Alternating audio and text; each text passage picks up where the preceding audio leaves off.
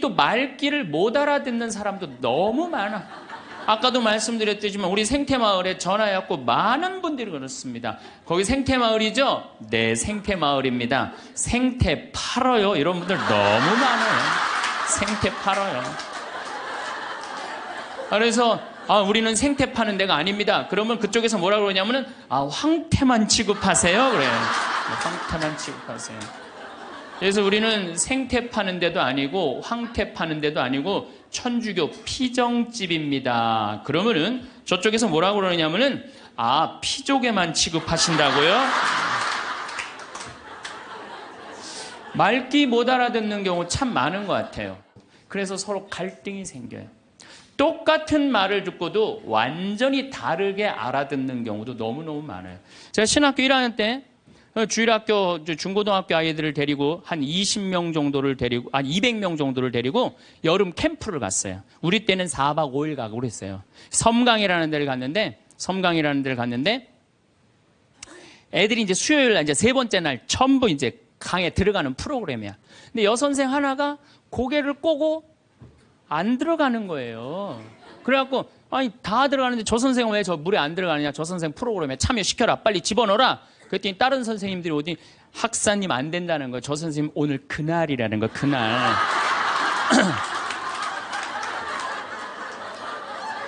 근데 내가 신학교 1학년이 그날이 뭔지 어떻게 알아요? 그래서 내가 물어봤어요. 그날이 뭔데? 학사님 오늘 저 선생님 그날이라 안 된다니. 오늘 물에 들어가는 날이지 그날이 뭔데? 그랬더니 어떤 지혜로운 엄마 선생님이 나를 한 군데로 데려가더니 학사님, 여자는 한 달에 한 번 매직이 있다는 거예요. 그래서 내가 매직이 뭔데요?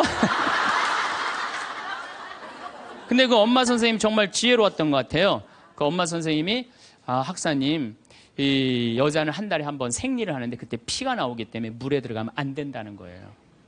나는 그거 처음 알은 거예요. 처음 알은 거 그때. 그러니까 내가 여자에 대해서 모르니까 여자한테 뭐를 하느냐면 폭력을 쓰는 거예요. 폭력을. 근데 이런 일들이 집안에서 수도 없이 일어나요. 남자는 여자를 이해하지 못해서 폭력을 쓰고 여자는 남자를 이해하지 못해서 폭력을 쓰고 그래서 서로 답답하다고 싸울 때 보면 크크크 치치치 크크크 이러고 싸워요. 아니 신부님이 강론 때 하느님 만나러 오는 건 축제다. 그러니까 주일날 옷 이쁘게 입고 와라. 깨끗한 옷 입고 와라. 가끔 그런 말 하잖아요.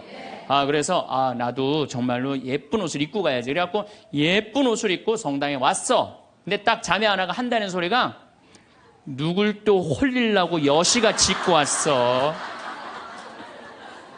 꼭 그렇게 말하는 사람들이 있어요. 그렇죠?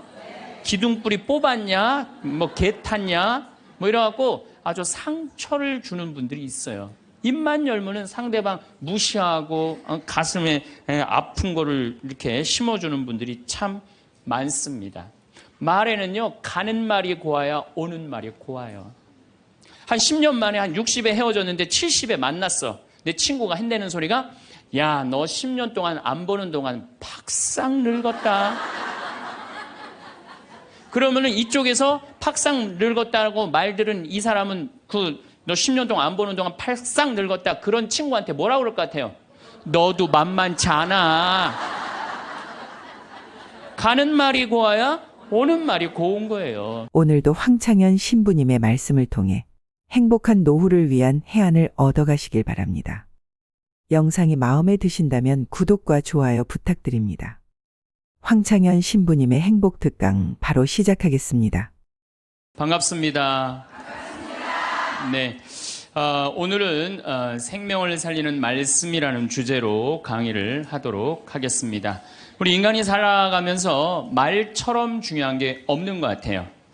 이 식구들도 말이 통해야지 식구 같아요. 말이 안 통하면은 서로 남편하고 아내하고 말이 안 통하면은 서로 투명 인간처럼 지내게 돼 있어요. 사회도 말이 통해야 돼. 사회가 말이 안 통하면은 그 사회는 독재로 가는 거예요. 그래서 요즘 뭐 정치하는 분들이 입만 열면 소통이라는 말을 참 많이 하죠. 그게 좀 말이 좀 어려운데 말이 통하자 그 얘기죠. 나라도 마찬가지예요. 요즘 일본 사람들이 독도는 자기네 땅이라고 그러는데 이 말이 안 통하는 거야. 말이 안 통하는 거야. 예. 그래서 말이 안 통하면 집안도 붕괴되고, 말이 안 통하면 사회도 붕괴되고, 말이 안 통하면 국가들끼리도 전쟁을 하게 돼 있어요. 인간이라는 인류 역사상 인간에게 말처럼 중요한 건 없는 것 같아요. 또 이 말 한마디에 참 우리는 행복하기도 하고 불행하기도 합니다. 말 한마디에. 근데 이 또 말귀를 못 알아듣는 사람도 너무 많아. 아까도 말씀드렸지만 우리 생태마을에 전화해갖고 많은 분들이 그렇습니다. 거기 생태마을이죠? 네, 생태마을입니다. 생태 팔아요. 이런 분들 너무 많아요. 생태 팔아요. 그래서 우리는 생태 파는 데가 아닙니다. 그러면 그쪽에서 뭐라고 그러냐면은 황태만 취급하세요. 그래요. 황태만 취급하세요. 그래서 우리는 생태 파는 데도 아니고 황태 파는 데도 아니고 천주교 피정집입니다. 그러면은 저쪽에서 뭐라고 그러냐면은 피족에만 취급하신다고요? 말귀 못 알아듣는 경우 참 많은 것 같아요. 그래서 서로 갈등이 생겨요. 똑같은 말을 듣고도 완전히 다르게 알아듣는 경우도 너무너무 많아요. 제가 이번 8월 달에 호주에 강의를 갔어요. 시드니하고 멜버른에. 근데 시드니 이제 강의가 끝나고 신부님이 블루 마운틴이라는 산을 구경을 시켜주겠대요. 그래서 이제 그 인꼬 부부 두 분이 운전을 하고 신부님하고 나하고 이제 블루 마운틴을, 굉장히 멀더라고요. 블루 마운틴을 다녀서 오는데 거리가 또 공사를 해갖고 차도 막히고 이래갖고 형제가 운전을 쭉 하고 있는데 돌아오는 길에 형제가 막 졸더라고요. 근데 이 자매가 부부는 참 느낌이 딱, 나는 조는지 몰랐는데 그 자매가 여보 지금 당신 졸리지? 그러니까 나 지금 깜빡 졸았어 그러더라고요. 그냥 호주에서 그냥 예.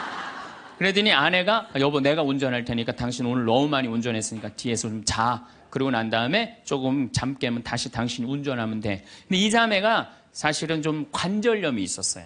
그래갖고 손이 막 이렇게 퉁그러졌더라고요. 그러니까 다리도 아프고 막 아프니까 이 남편은 자기가 아무리 졸려도 아내 운전시키기가 싫으니까 자기가 운전을 한 거죠. 근데 이제 자매가 이제 운전대를 잡았는데 뒤에서 형제님이 막 코를 골고 주무시더라고요. 자매님하고 나하고 이제 두런두런 이런 얘기 저런 얘기 하고 그러는데 이제 해가 뉘엿뉘엿 졌어요. 근데 그날따라 보름달이 뜬 거야. 달이 너무 예쁘게 뜨더라고요. 달이 탁 떴는데 그때 이제 형제가 잠에서 깬 거예요. 근데 이 자매가 나하고 이제 대화를 하는 거 아니에요. 근데 신부님 참 달이 참 그랬단 말이야. 달이 참 그랬어요. 달이 참. 달이 참 그랬는데 그때 형제가 깬 거예요. 그래서 형제가 딱 한마디 하더라고요. 경상도 사람인데 와 절이나 그러더라고요. 나는 그 자매가 달이 참 그랬을 때 달이 참 예쁘다는 말을 할 판이구나. 근데 그 형제는 딱 깼을 때 달이 참 그랬을 때 자기 부인 다리가 아픈 줄 알고 관절염이 있으니까 와 철이나. 똑같은 말도 완전히 자기식으로 생각하면요 완전히 다르게 들어요. 이렇게 완전히 다르게 들음으로 해서 오해되는 일들이 너무 많아요. 그래서 수많은 갈등들이 일어나죠. 잘못 알아들어서. 자긴 그렇게 알아들었다 이거죠. 또 말 한마디에 사람 인생이 바뀌기도 해요. 말 한마디에. 그 대표적인 사람이 누구냐면 박지성 선수예요. 박지성 선수. 박지성 선수가요 고등학교 때 참 공을 잘 찼대요. 근데 이 박지성 선수의 특징은 뭐냐면은 90분 내내 뛰어다니는 거 쉬지 않고. 그런데 그 박지성 선수의 가치를 아무도 몰랐어요. 그래갖고 프로팀에서도 박지성 선수를 스카우트해가지 않았고 대학교에서도 박지성 선수를 스카우트해가지 않았어요. 그래갖고 박지성 선수는 너무 공을 차고 싶었는데 이때 명지대학 감독님이 박지성 선수의 가치를 알아봐요. 그래갖고 딱 뽑으려고 그러니까 이미 축구팀은 다 찬 거야.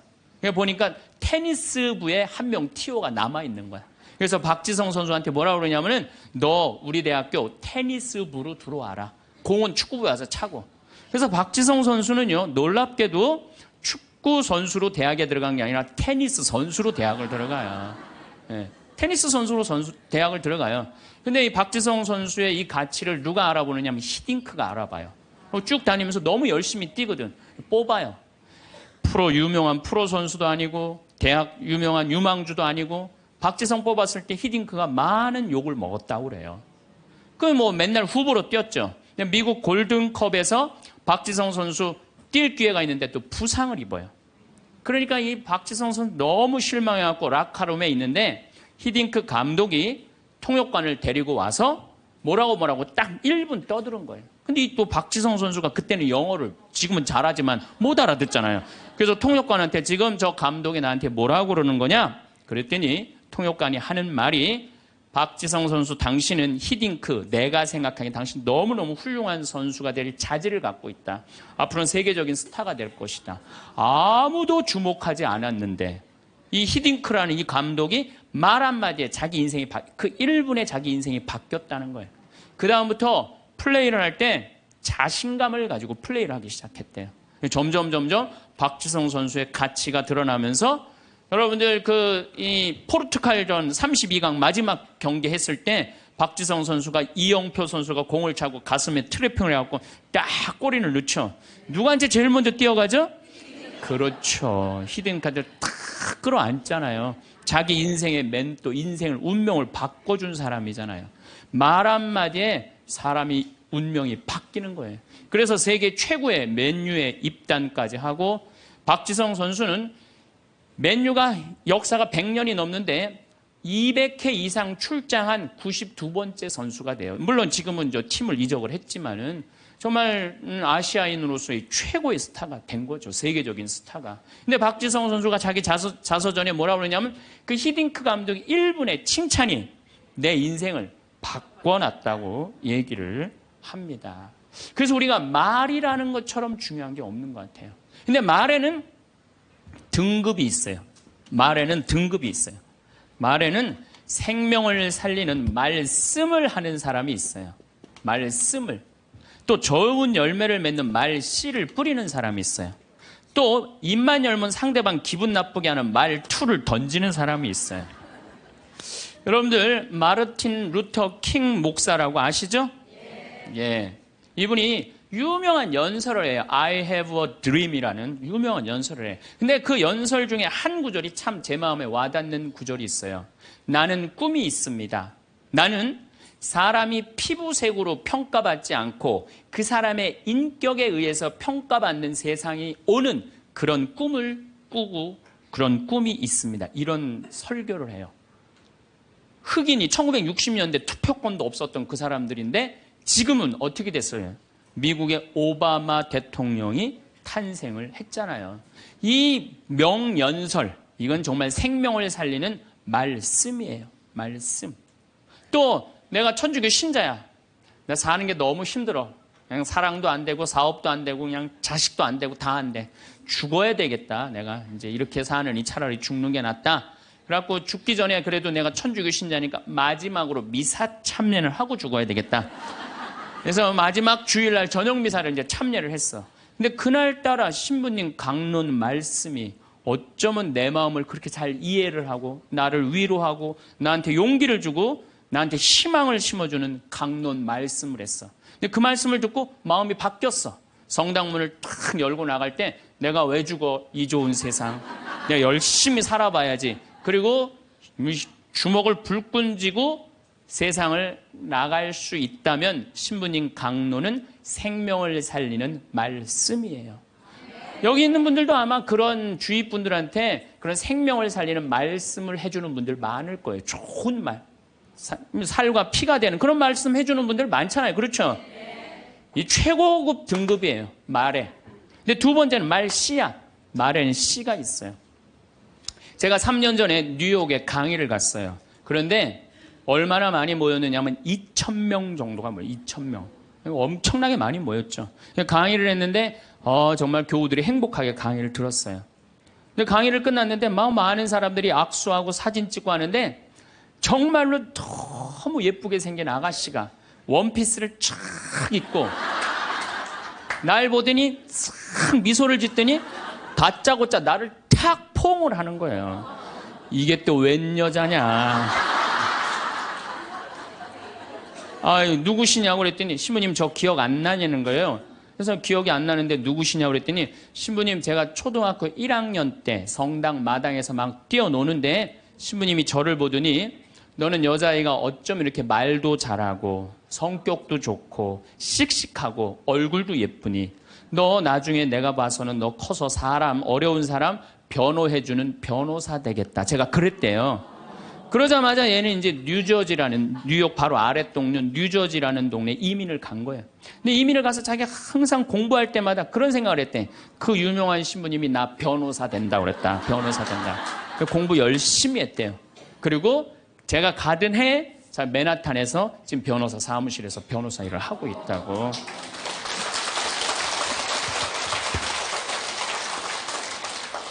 내가 무심결에 뿌린 씨인데 15년 후에 변호사라는 열매가 맺어지더라고요. 또 작년엔 제가 LA에 강의를 갔어요. LA라고 그러는 거 아니래요. LA라고 발음해야 되는데 LA라고. 네. 근데 LA에 강의를 갔는데 이번에는 더 많이 왔어요. 한 2,500명 정도가 왔어요. 강의가 끝나고 정말 수많은 분들하고 인사하고 악수하고 사진 찍고 하는데 이번엔 정말 잘생긴 남자아이야. 잘생긴 남자아이가 나한테 오더니 인사를 하는 거예요. 신부님 감사하다는 거예요. 그래서 뭐가 감사하냐고 신부님 제가 평택 비전동 본당에 있을 때 제가 초등학교였는데 신부님 그때 내 손가락을 보더니 너는 남자의 손가락이 이렇게 섬세한 걸로 봐서 너 나중에 커서 사람 살리는 수술 외과 의사가 될 것 같다. 제가 그랬대요. 그러자마자 얘는 이제 LA로 이민을 간 거예요. 그래서 공부할 때 항상 손가락을 보고 그런 생각을 했대요. 이 손이 사람을 살리는 손이 된다. 공부 열심히 했대요. 그리고 자기는 지금 UCLA 의대 수술외과 집도의라고 감사하다고 신부님 덕에 내가 이렇게 좋은 의사가 돼서. 그래서 좀 깜짝 놀랐어요. 난 그렇게 말했던 기억이 안 나는데 우리가 어린아이한테 무심코 뿌린 씨가요. 그게 인생을 결정짓는 경우가 참 많아요.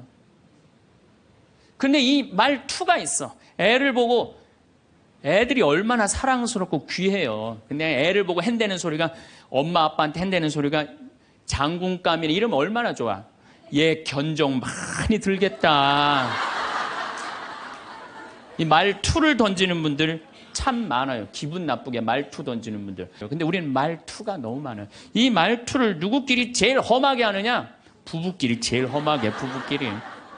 어떤 부부가 길을 가다가 남편이 저길 보니까 길을 건너는데 이제 어떤 젊은 여자가 서울 나와 보니까 정말 난 평창에서 생전 그런 거 구경 못 하는데 아가씨들이 정말 쭉쭉 빵빵 반바지 입으면 그냥 다리도 어쩜 저렇게 미끈해. 그냥 미니스커트를 입은 아가씨 허벅지 구경하느냐고 트럭 지나가는 걸 못 봐요. 이 남자가 부부가 가는데 트럭이 딱 급브레이크를 딱 잡은 거예요. 트럭 기사가 창문을 열더니 야 이놈의 새끼야 눈 어디다 뜨고 다니냐.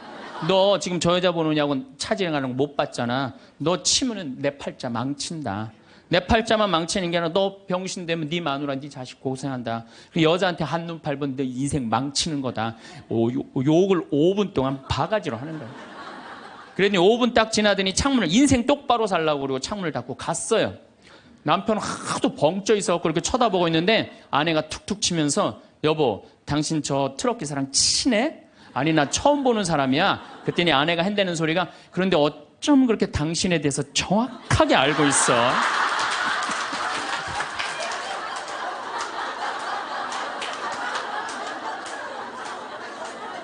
여러분들 그런 경우 많지 않아요? 남편한테 무슨 말을 하면 저 남편이 가슴 아플까? 이것만 골라서 하는 분들 많아요. 반대로 우리 형제님들, 제가 언젠가도 이런 강의 때 말씀을 드렸는데 형제님들, 내가 가정방문 다니고 초청 받으러 가면은요 참 살림 잘 사는 자매들 많아요. 가보면 집이 어쩜 그렇게 깨끗해.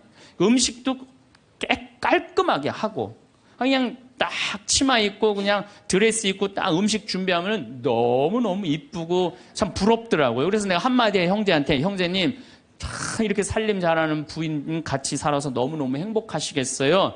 그럼 많은 경우 형제님이 이렇게 물어봐요. 신부님 우리 마누라 마음에 드세요? 너무 마음에 들어요. 그럼 뭐라 그래? 신부님 데리고 가세요 그냥.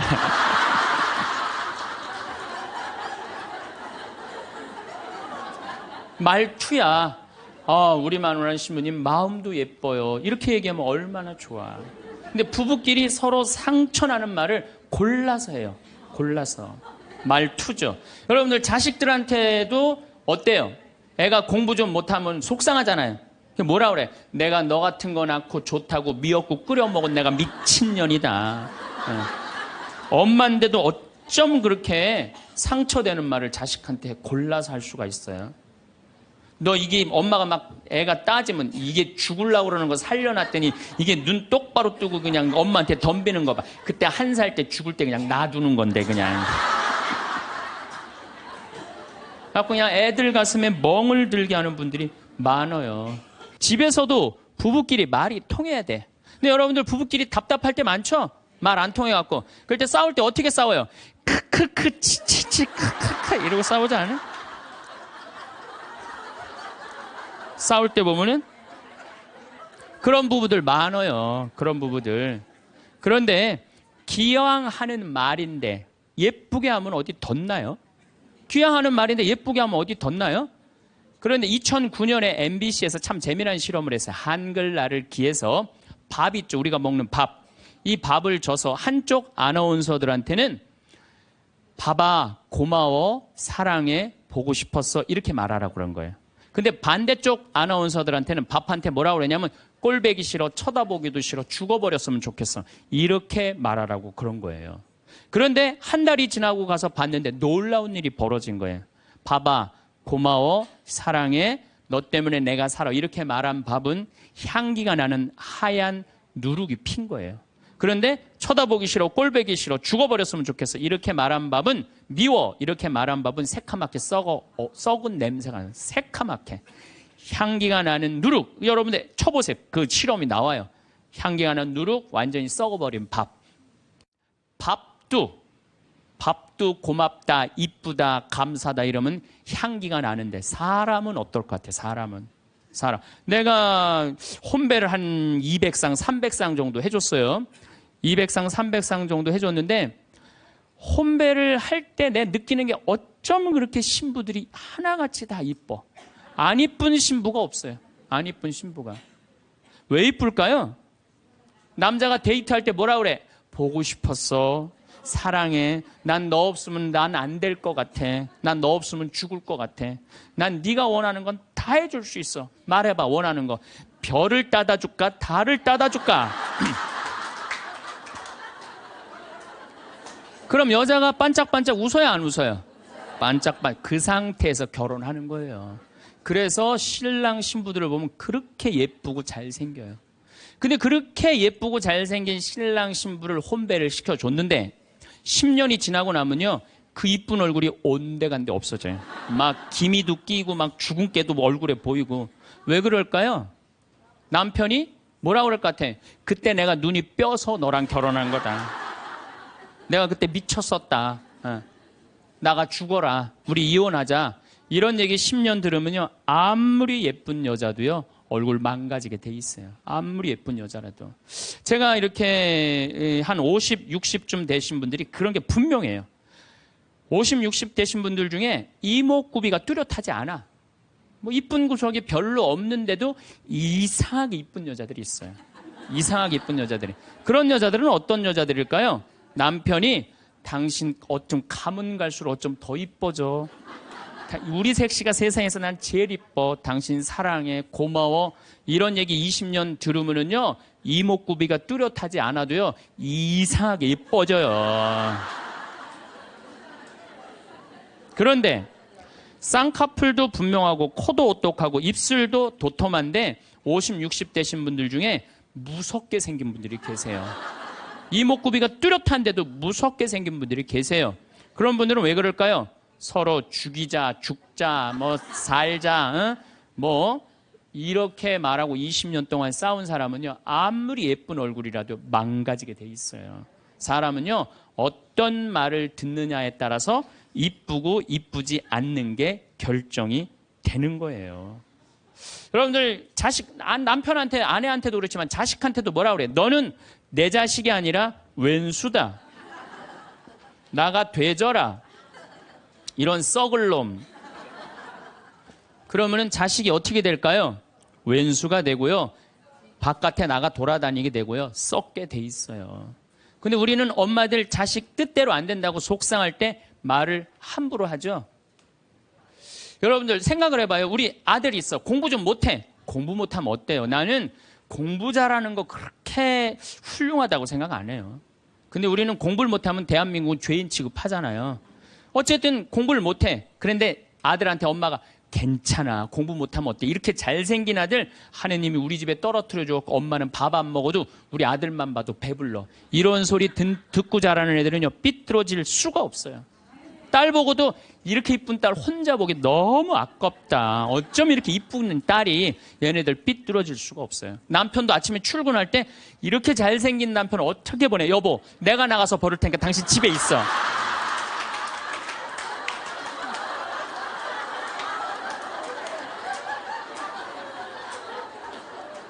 이러면은요, 남자가 돈 벌러 나갈 때 어깨 당당하게 피고 나가요. 근데 남편 출근할 때 뒷꼭지 대고 오늘 그 돈 안 갖고 들어오려면 집에 들어올 생각 꿈도 꾸지 말라고. 그럼 남자는요, 나가서 어깨 피고 돈 못 벌어요. 말에 복이 있는 거야, 말에 복이 있는 거예요. 어떤 엄마가 입만 열면 아들한테 빌어먹을 놈이에요, 빌어먹을 놈. 야, 이 빌어먹을 놈아, 밥 처먹어라. 얘인데 초등학교 1학년 때 반에서 1등을 했어. 근데 엄마가 한다는 소리, 빌어먹을 놈 공부 잘하네? 삶이 힘들었나 봐요. 서울대 법대를 합격을 했어. 그랬더니 엄마가 한다는 소리, 우리 빌어먹을 놈 드디어 큰일 해냈네. 근데 엄마는 그리고 돌아가셨어요. 돌아가셨는데 이 아들이 사법고시를 아무리 봐도 안 되는 거예요. 회사에 원서를 넣어도 안 되고 선을 봐도 퇴짜 받고 잘생기고 서울대 법대 나왔는데. 그래서 이상원이라는 그 장명하는 사람한테 가서 물어봤어요. 내 인생이 왜 이러는지 난 모르겠다고. 당신 쭉 살아오면서 무슨 얘기를 많이 듣고 살았느냐? 가만히 생각해보니까 엄마가 입만 열면은 빌어먹을 놈이라고. 그러니까 이 사람은 잘 안 되니까 동료 판사, 변호사, 검사한테 빌어먹기 시작한 거예요. 그게 당신 인생의 몸에 밴 거다. 내가 당신 관상을 보니까 당신은 빌어먹을 놈이 아니라 벌어먹을 상이다. 벌어먹을 상이다.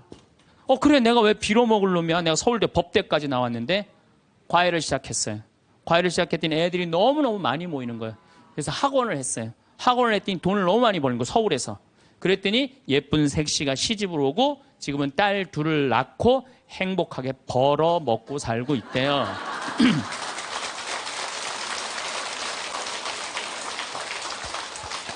말 한마디에요, 사람 운명이 갈리는 거예요. 말 한마디에. 여러분들은 자식이나 남편, 아내한테 정말 좋은 말을 해주느냐, 생명을 살리는 말을 하느냐, 좋은 열매를 맺는 말을 하느냐, 이거 생각해봐야 돼요. 여러분들 친구 집에 음식점에 갔어. 음식점에 가서 친구한테 요즘 장사 잘 돼? 그랬더니 친구가 한다는 말이 이명박 정부 들어부터 되는 게 하나도 없어. 이러다가 망할 것 같아, 망할 것 같아. 꼭 남 탓하는 사람 있잖아요. 똥파리만 날려, 똥파리만.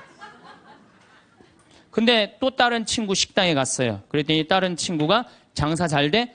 남들은 힘들대는데 우리 집엔 단골 손님들이 와갖고 내가 매일 가락시장에 가갖고 신선한 재료로 음식을 준비를 해.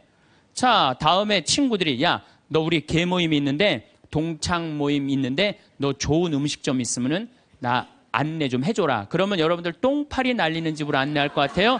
신선한 재료로 음식을 준비하는 집으로 안내할 것 같아요? 그렇죠. 말에는요, 복이 있게 돼 있어요. 제가 10년 전에 이제 강원도 평창 생태마을을 시작을 했어요. 근데 그때 사실은 주교님께서 저한테 어느 대학에 교수로 가라고 그랬어요. 근데 나는 교수보다는 평창에 가서 농사 짓고 살고 싶다. 그래서 주교님 명을 거역을 했어요. 지금 생각하면 철없었던 거였죠. 거역을 하고 내가 평창에 들어가서 이제 살기 시작했어요. 평창에 들어가서 살기 시작했는데 주교님이 반대한 거 아니에요. 평창에 가서 사는데 1년에 한 번 이제 주교님한테 신년 하례식 할 때 주교님이 물어봐요. 황 신부, 거기 살만해? 너무 행복해요. 제가 이제 첫째 매주 뛰어갖고 된장, 간장, 고추장 판매하잖아요. 찾아오는 사람이 있어요. 팔릴 거 아니에요. 황 신부, 농산물 많이 팔려? 너무 많이 팔려요. 황 신부, 거기 사람들은 많이 와? 첫 해는 개미새끼도 안 왔어요. 알아야지 올 거 아니에요. 근데 내가 뭐라, 너무 많이 와요. 저는 제가 생태마을에 살면서 한 번도 생태마을이 사는 게 힘들다, 지겹다, 나 빨리 본당 내보내줘라, 그런 소리 한 적이 한 번도 없어요. 그리고 내가 방송에 나가서든 어디 강의 가서든 나는 평창에 사는 게 너무 행복하다. 밤하늘에 별도 예쁘고, 요즘은 또 이 물이 풍부해갖고 아침에 물 한 개가 피면요, 아침에 일어나면 기가 막혀요. 예. 내가 좋다, 아름답다는 얘기만 하니까 강의 듣는 사람들이 무슨 생각할 것 같아요? 한번 가봐야지. 한번 가봐야지. 그러니까 첫 해는 1000명 정도밖에 안 왔는데 작년에는 3만 명이 오르더니 올해는 4만 명까지 지금 왔어요. 4만 명. 사람들이 너무 많이 오는 거예요. 말이 뭐를 불러일으켜? 복을 불러일으키는 거, 복을. 근데 우리 직원들한테도 올 연초에도 회의할 때 그랬어요. 올해 느낌이 너무 좋아. 대박 터질 것 같아. 너희들 열심히 준비해. 근데 내가 우리 직원들한테 회의할 때 니네들 이렇게 하면 망한다. 니네들 똑바로 해. 망할 것 같으니까 똑바로 해. 그럼 이 직원들은요, 집에 가갖고 직장 알아봐요. 곧 망할 직장에 마음이 가겠어요?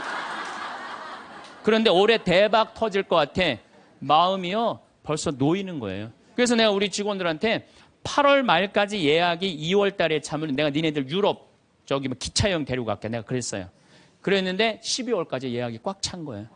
그래갖고 오늘 이 여행 저기 보증금 내라고 왔어요. 그래서 23명 우리 직원들 데리고 내년 유럽에 다 가요. 예.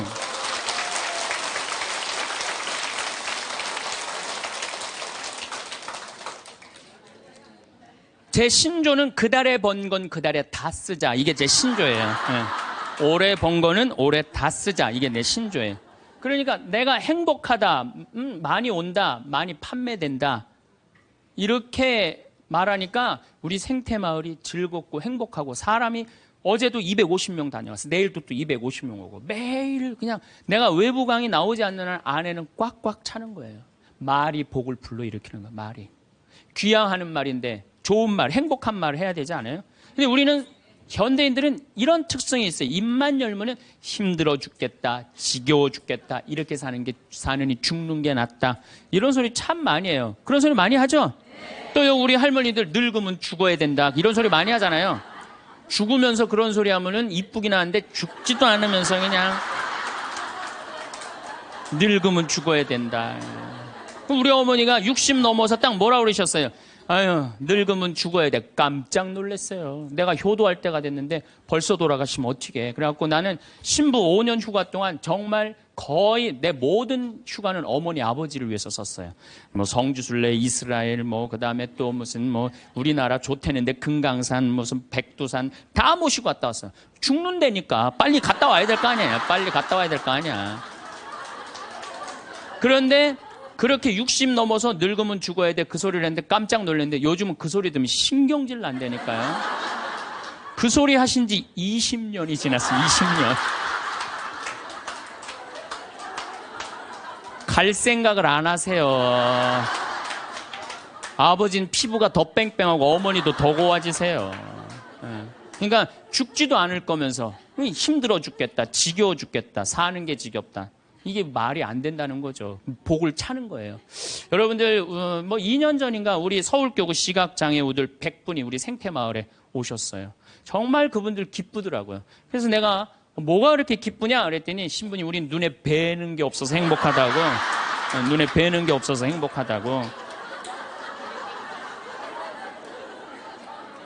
그런데 그분 4분이, 여러분들 제가 시각장애우들이랑 1년을 같이 살았어요. 상계동에서 1년을 살았는데 너무 잘 알아요. 그분들 젓가락 비비는 거, 노름도 다 해요. 할 거 다 해요. 별걸 다 하는데, 시각이 이게 어렸을 때 열이 너무 나갖고 시각을 잃어버리는 경우 많거든요. 그때는 눈알을 빼요. 이 눈알이 있는 분들이 있고 아예 알을 빼는 분들도 있어요. 근데 이 눈알을 빼면 중증들이에요. 중증들. 눈이 있어도 흐릿하게 보이는 분들도 있어요. 근데 이 눈알을 뺀 내 형제가 우리 생태마을 그 데크, 강이 내려다보는 데크에 서서 이렇게 말하는 거예요. 야, 베드로야, 내가 50년 동안 우리나라 참 많이 다녀봤는데 이렇게 경치 좋은 데는 처음 본다. 그래서 내가 물어봤어요. 아니 이게 경치 좋은지 당신들이 어떻게 아느냐 그랬더니 신부님 강물 소리 들리지 않느냐, 강물 소리, 새 소리 들리지 않느냐 이거야.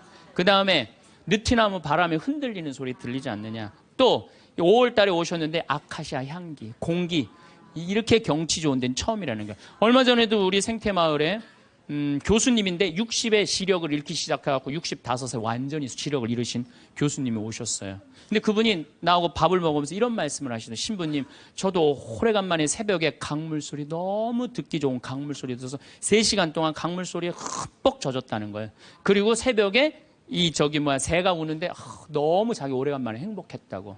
근데 여러분들은 이 두 눈으로 온 세상을 다 보면서도 사는 게 지겨워 죽겠어, 이렇게 사느니 죽는 게 나, 눈이 아깝다 이거예요. 눈이 아깝다. 눈알 하나 갈아 끼는데 얼마 들어? 1억 들어. 1억. 2개 갈아 끼면 2억이야. 2억. 지금 나 눈 뜨고 쳐다보고 있는 분들 지금 2억 지금 깔고 있는 거야. 지금 2억.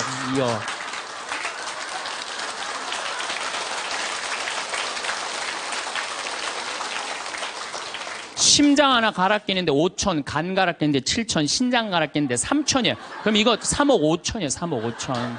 여러분들 팔 하나 이거 의족으로 갈아 끼는데 400이에요. 양팔 800, 양다리 1600.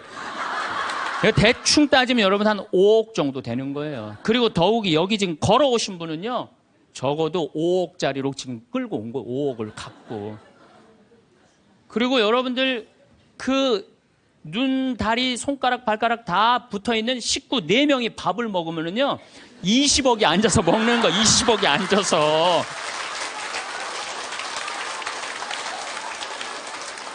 아니, 20억이 앉아서 먹으면서 사는 게 지겹다, 이렇게 사는 게 죽는 게 낫다. 하느님이 주신 축복을 날리는 거예요, 날리는 거예요. 밥 먹을 때 재산이 없으면 어때요? 출세 안 하면 어때요? 앉아서 뭐라 그러면서 먹어. 우리 20억 밥 먹자. 얼마나 행복해. 여러분들이 사는 게 괴로운 게 뭐냐 하면은, 욕심이 너무 많아서 그래. 그래서 입에서 나오는 게 지겹고 불만만 나오는 거야. 사는 게 힘들면은 좋은 소리가 안 나오잖아요. 욕심이 많으면 사는 게 힘들어져요. 사는 게 힘들어서 욕심이 생기는 게 아니라 욕심이 많아서 사는 게 힘들어집니다. 여러분들 욕심만 안 피면요, 우리 인생 괴롭지 않아요. 그러니까 괴로운 사람들은 입만 열면 힘들다고 그래. 여러분들 가수 윤한기 씨 알죠? 이 윤한기 씨가 사실은 아버지가 미 8군에 노래하던 분이에요. 어머니는 무용수였어요. 그런데 아버지가 마약을 하시다가 나중에 폐결핵으로 돌아가세요. 어머니는 무용수 따라다니는데 허리가 잘못돼갖고 또 돌아가세요. 천하에 누구만 남느냐면 윤복희, 윤한기 둘만 남는 거예요. 부모는 일찍 돌아가시고. 그렇게 이 윤한기 씨 자서전을 읽어보면 너무 배가 고파갖고 해병대 지원해서 갔다는 거 아니에요. 그렇게 힘들고 고통스러웠던 윤한기 씨는 행복하지 않았어요. 행복하지 않았던 윤한기 씨는 노래를 불러도 행복한 노래 안 불렀어요. 내가 왜 이럴까 오지 않을 사람을 어디선가 웃으면서 와줄 것만 같은데.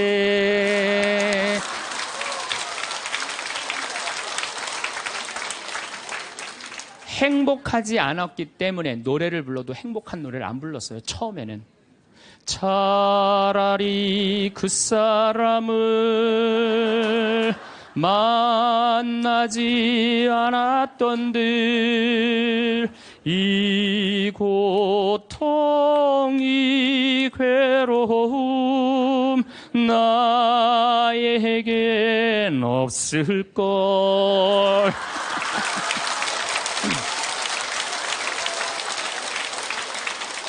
행복하지 않았기 때문에 노래도 행복한 노래가 안 나왔던 거죠. 나는 어떡하라고 이런 노래만 불렀어요. 이런 노래만.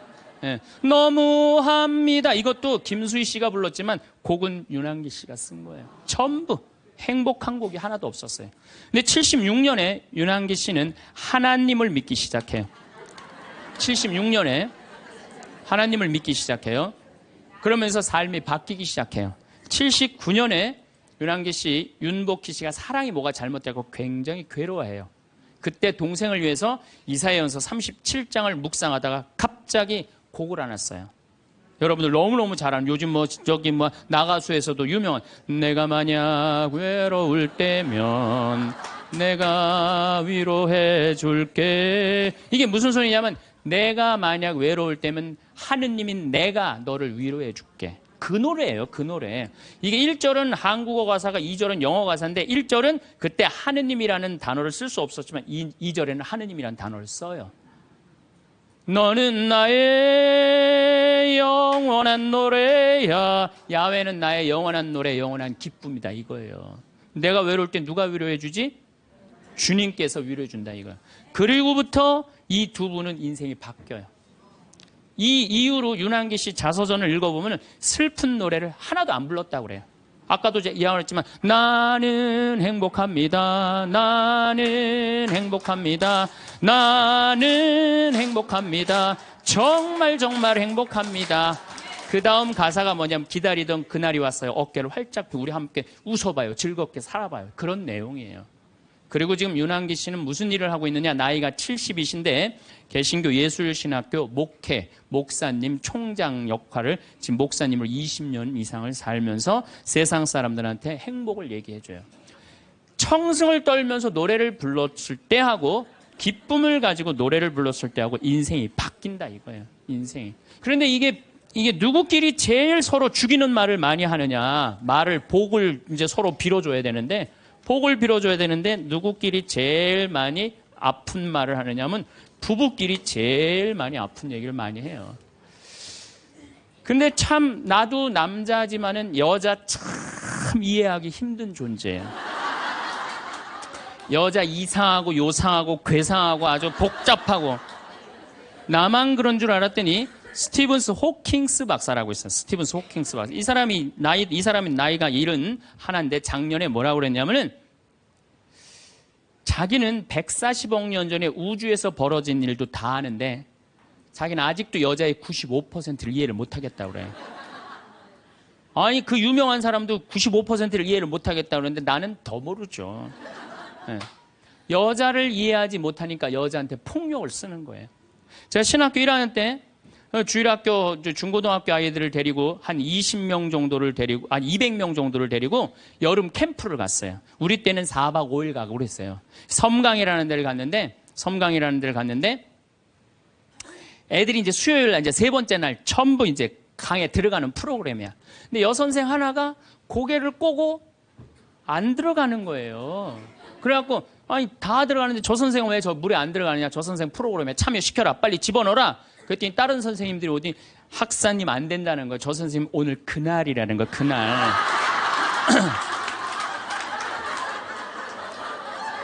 그러니까 여자에 대한 생물학적 특징을 알아야 되고 남자에 대한 생물학적 특징을 알아야 되는데 그거에 대해서 서로 모르는 거예요. 근데 이제는 알아야 돼요. 왜 알아야 되느냐 하면은 옛날에는 남자하고 여자하고 20살에 결혼해갖고 50살에 죽었어요. 남자, 여자. 20살에 결혼해갖고 애 한 10 낳다 보면요. 애 낳다가 죽어요. 남자는 애 키우다 죽어요. 갈등이 있을 수가 없어요. 부부라고 그러지만은 한 집에 살지도 않아. 안사람, 바깥사람. 그러고 그냥 사는 거예요. 근데 요즘은 안 죽어. 100살까지.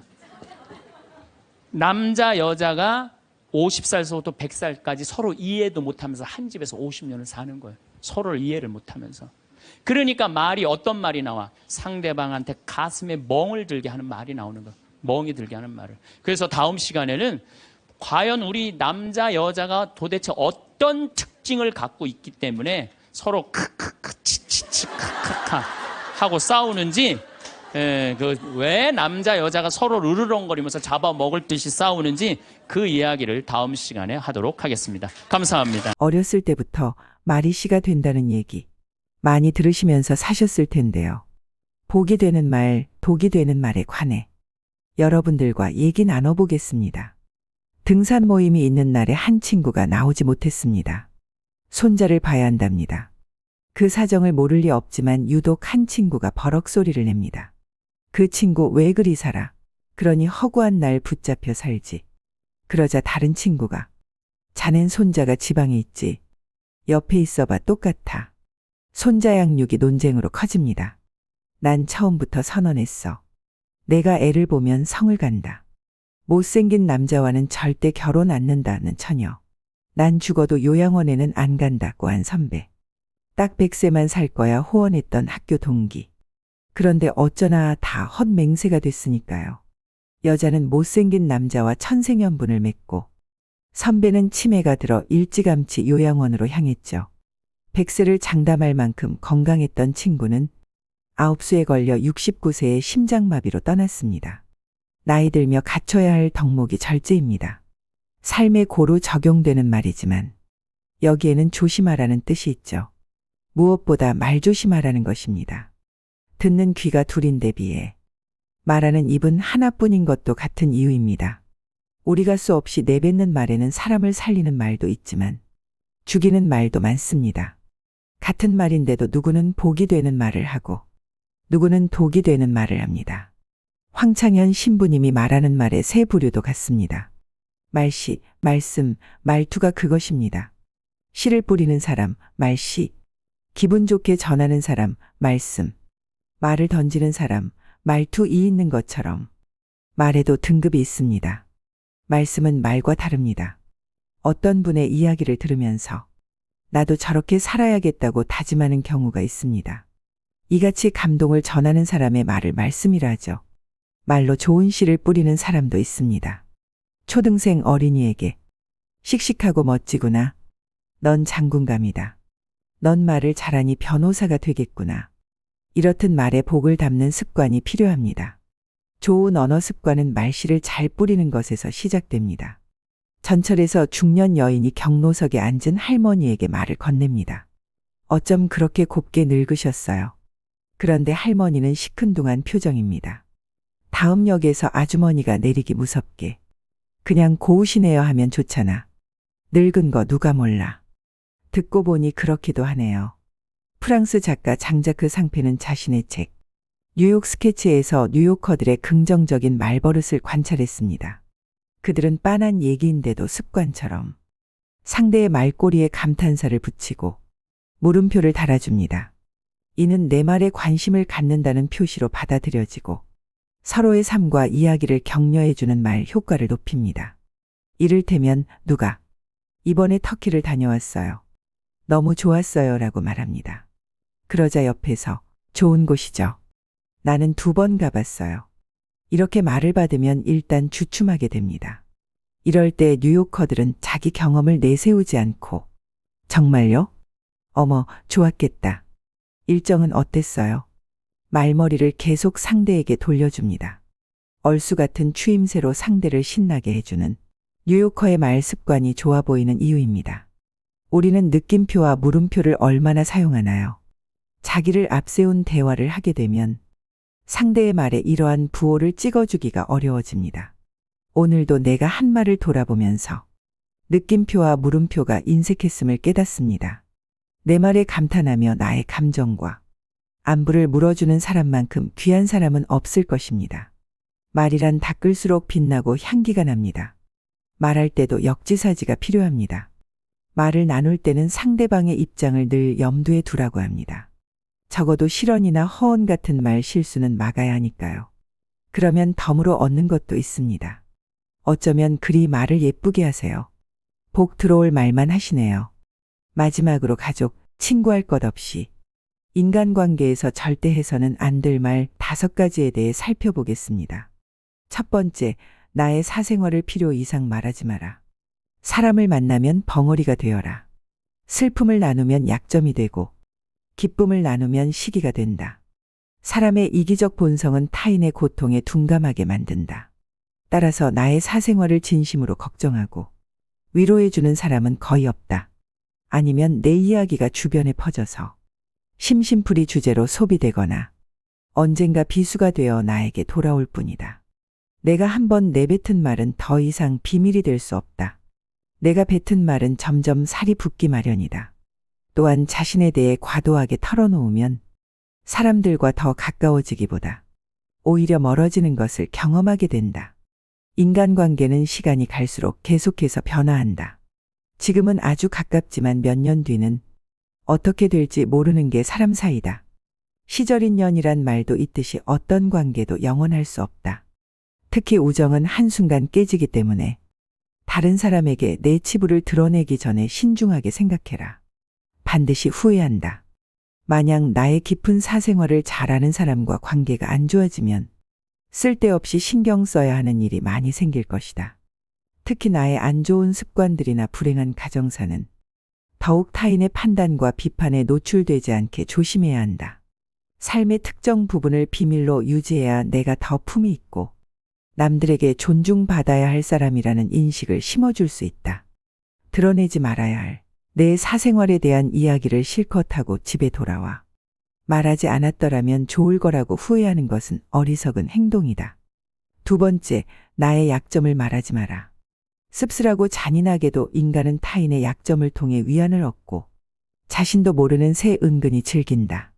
친할 때는 간이고 쓸개고 모두 다 줄 것처럼 하다가도 조금만 서운하면 쉽게 돌아서는 것이 갈대보다 잘 흔들리는 인간의 마음이다. 내 약점을 다른 이들에게 말한다고 해서 도움과 위로를 받을 것이라고 생각하지 마라.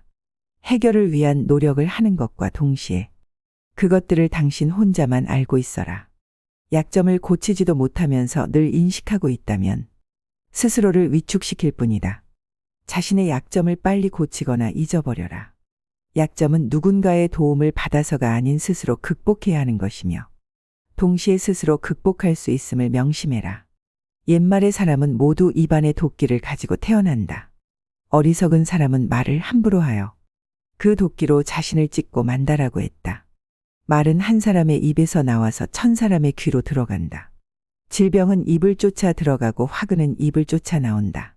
어쩔 수 없이 약점을 얘기해야 할 때도 결코 전부를 드러낼 필요는 없다. 우정이 깊지 않은 사람과 깊은 대화를 나누지 말라.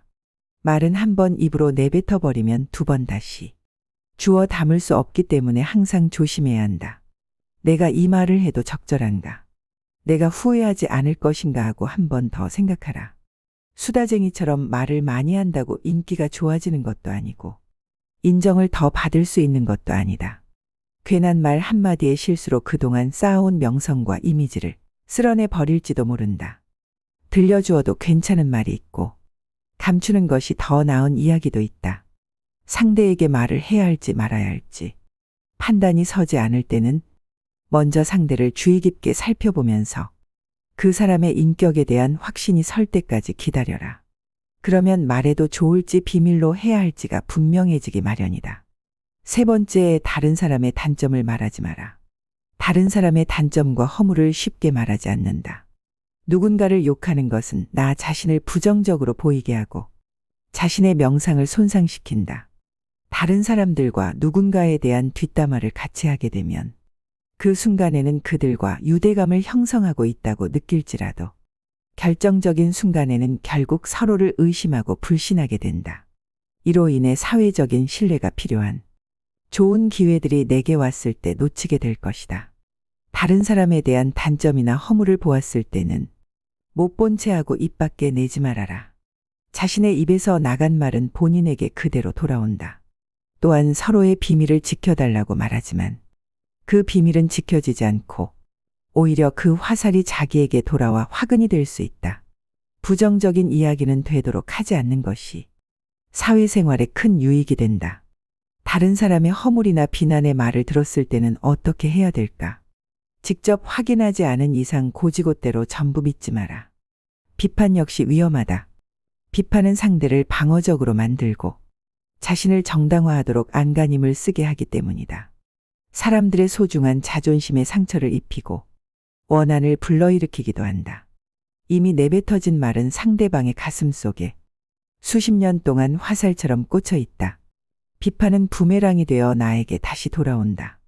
사람의 잘못은 자신의 인간관계에서 비롯된다. 남의 잘못을 돌이켜 자신을 반성하라. 부정적인 이야기는 되도록 하지 않는 것이 사회생활에 유익하다. 상대의 의견에 반대하거나 잘못했음을 가르쳐 주어야 할 때도 직설적으로 말하기보다는 우연히 떠오른 것처럼 재치 있게 말해 주어라. 불필요한 조언이나 비난은 관계를 손상시키고 신뢰나 존중의 부족으로 이어지기 때문에 진정한 지지와 격려로 긍정적인 관계를 만들어라. 특히 가까운 친구나 가족처럼 편한 사이에서는 더욱 조심해야 한다. 충고라면서 이게 다 너를 위해서 하는 말이야 라고 하는 것은 실상은 너는 틀렸고 나는 맞다라는 뜻이다. 부정적인 말과 뒷담화 그리고 불필요한 조언은 언제 어디서든 결국 나 자신에게 해가 된다. 우리 각자는 남들이 100% 이해할 수 없는 개인의 사정이 다 있기 마련이다. 그냥 공감해주고 들어주는 것만으로도 그 사람은 고마움을 느낄 것이다. 행동은 말보다 더 많은 무게와 힘을 가진다. 네 번째, 나를 자랑하지 마라. 조금 아는 바가 있다 해서 스스로 뽐내며 남을 깔본다면 장님이 촛불을 들고 걷는 것 같아. 남은 비춰주지만 자신은 밝히지 못한다. 무심코 내뱉은 자랑이 뜻밖의 오해를 부르거나 상대방 질투의 이유가 되는 경우가 많다. 이 상황을 만든 것은 자랑을 내뱉은 바로 나 자신이다. 그러므로 입을 열 때는 생각도 생각하라. 특히 자식 자랑하지 마라. 자식 자랑할 것이 많은 사람도 있겠지만 대부분은 다들 자식 때문에 한두 가지 걱정거리가 있기 마련이다. 아무리 못난 부모라도 자식은 수십 년간 공들여서 눈물과 정성으로 키워낸 귀한 존재이다. 그러니 아무리 내 자식이 잘나고 성공했더라도 그 마음에 소금을 뿌리는 일을 해서는 안 된다. 또한 남들이 나를 칭찬하기 전에 내가 먼저 나를 자랑하고 떠벌리는 것은 나의 가치를 떨어뜨리고 볼품없는 사람으로 만든다. 칭찬은 바람이 불면 한순간에 흩어지는 구름과 같다. 산이 높으면 계곡도 깊듯 명성이 높고 화려할수록 절망과 고통은 더욱더 깊은 법이다. 그러니 칭찬에 연연하지 말라. 자기 자랑만 늘어놓는 사람은 경청하지 않는 사람이고 상대로 하여금 반감을 느끼게 한다. 당장은 필요에 의해 곁에 있더라도 많은 사람들이 점차 그의 곁을 떠날 것이다. 겸손함을 길러 불필요한 시기 질투를 피하라. 오히려 진짜 현명한 사람은 겸손으로 무장해 불필요한 질투심으로부터 자신을 보호한다. 자신의 가치를 알고 있고 다른 사람들로부터 검증을 요구하지 않는다. 특히 자랑거리가 많을수록 능력이 많을수록 상대가 나에게 시기 질투를 느끼지 않도록 하는 것이 제일 좋은 처세다. 인간이란 자기보다 가진 것이 많다고 생각되면 시기 질투하고 자기보다 가진 것이 없다고 생각되면 무시하는 게 본능이다. 아무리 선행이라도 계속 말하면 오만해 보인다. 선행의 진실함이 가려지고 나를 과시하기 위한 수단으로 비춰질 것이다. 굳이 드러내지 않아도 나의 배품을 기억하는 소수의 사람들이 나에게 중요한 도움을 줄 때가 올 것이다. 스스로 옳다고 여기는 사람은 분명하게 판단하지 못하고 스스로 만족해하는 사람은 드러나지 않으며 스스로 뽐내는 사람은 공로가 없어지고 스스로 자랑하는 사람은 오래가지 못한다. 다섯 번째, 내가 가진 돈에 대해 이야기하지 마라.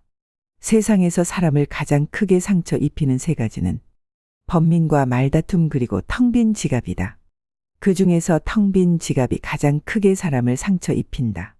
그러니 가족이나 아무리 친한 친구에게도 내가 돈을 얼마나 많이 가졌는지에 대해 말하지 마라. 인간은 다른 이가 나보다 더 많은 것을 가졌다는 이유만으로도 상처받는 존재다. 앞에서 다들 박수 쳐주면서 함께 기뻐하는 것 같아도 속마음은 그렇지 못하다. 나보다 돈이 적으면 무시하고 많으면 질투하는 게 인간의 본능이다. 돈 자랑도 아무나 하는 게 아니다. 드러난 돈이야 내가 자랑하지 않아도 남들이 다 안다. 또한 처음 만나는 사람 앞에서 돈 자랑으로 과시하는 것이 절대 다른 사람은 기선제압하는 좋은 방법이 아니다. 오히려 그런 사람은 만나면 돈 냄새가 진동을 해서 자신을 진정으로 도와줄 사람은 코를 막고 떠나가고 돈만 빼먹으려는 사람들만 호시탐탐 입맛을 다시며 우글거리게 된다. 혹여 특히 나와 별 다를 바 없이 살던 지인이 갑자기 부자가 된 경우라면 그 시기 질투의 강도가 세진다. 그러면서도 당연한 듯 무언가를 요구하거나 기대하며 내가 더 받는 것이 당연한 듯 행동하기 쉽다. 결국 관계는 끝을 맺는다. 그렇기에 아무리 친한 친구나 가족이라도 내가 가진 돈에 대한 이야기는 절대 하지 마라. 여섯째, 내 목표에 대해 말하지 마라. 다른 사람에게 나의 목표를 알렸을 때 좋은 결과로 돌아오는 일은 극히 드물다. 그저 내 목표가 정확히 무엇인지 상대방에게 이해시키는데 귀중한 힘을 낭비만 하는 경우가 많다. 사람들의 의견과 관점은 서로 다르고 각자의 경험에 따라 상대적이기 때문이다. 사람들은 돈만큼 남들이 가진 재능에 질투를 느낀다. 자신보다 뛰어난 사람이 많아지는 것을 경계하기 때문에 지금보다 발전하려는 사람들을 철저히 뭉개려 할 것이다. 아직 시작도 안 한 목표를 남들에게 말하는 것은 내 목표로부터 멀어지는 일이다. 결국 목표를 만들고 성취하는 것은 자신에게 달려 있어. 목표를 향해 어느 정도 진전을 이룰 때까지 혼자 알고 있어라. 내 목표나 꿈은 나 자신에게는 중요하지만 다른 사람들에게는 그리 중요하지 않은 문제이다. 또한 목표를 이루는 과정에서 실패할 가능성도 있기 때문에 목표를 이루기도 전에 말하는 것은 내 약점을 미리 떠벌리는 것과 같고 성숙한 관계에서도 상대에게 부담감을 줄 수 있다. 간혹 타인의 좋은 것, 지지를 구하는 것이 도움이 될 수는 있지만 내가 목표하는 것을 이미 이루었거나 그 분야의 전문가가 아닌 이상에는 조언을 구하지 마라. 목표를 너무 일찍 논의하는 것은 불필요한 에너지를 소비하고 목표를 성취하는 데 방해가 될 수 있다. 목표를 알린 타인에게 좋은 평가를 받는 일에 너무 연연한 나머지 지나치게 불안감을 느낄 수 있다. 세상에서 가장 위험한 것은 해보지 않은 자의 조언이다. 나를 이해하지 못하는 사람들의 근거 없는 판단과 평가에 쓸데없이 발목을 잡힐 필요가 없다. 최고의 승리는 자기 자신을 정복하는 것이지 남들에게 정복당하는 것은 최대의 수치이다.